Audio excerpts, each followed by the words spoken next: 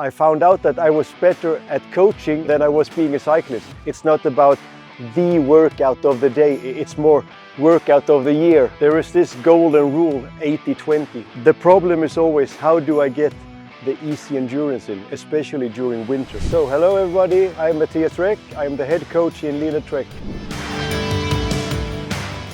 Actually, I'm a teacher in political science, history and religion. And then I just combine my passion for cycling with being a teacher. And being a trainer and a coach is actually a way of being a teacher also. I found out that I was better at coaching than I was being a cyclist. So even if I dreamt of being a pro rider, in the end I became a pro trainer. And I started a little coaching company at the same time as I was teacher.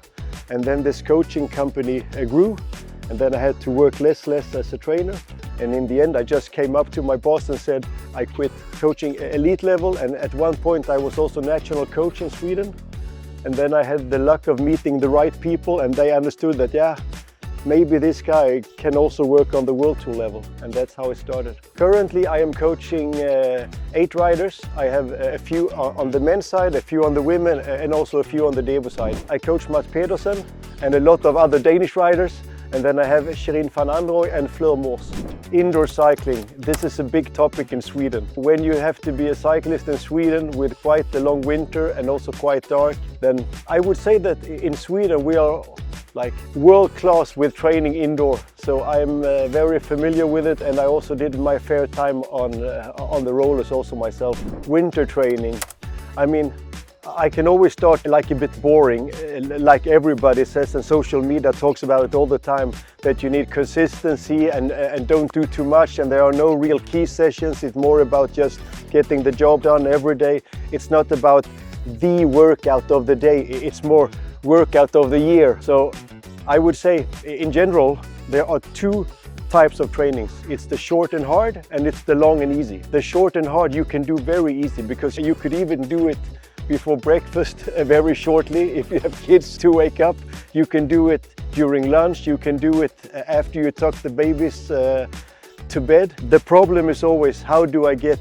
the easy endurance in, especially during winter? And that's why I think Rouvy is so good, because the talk is clicking so slow indoor, and then you need some fantasy and to make it more of like a nice experience. And when you then have Rouvy, then the hours go quicker.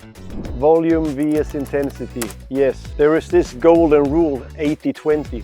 80% easy endurance, 20% high intensity. That is actually quite tough, because if you have a 10-hour week, then 2 whole hours have to be intensity. So if you should divide that into 3 sessions, it's 40 minutes intensity for 3 sessions. If it's 2 sessions, it's a whole hour of intensity.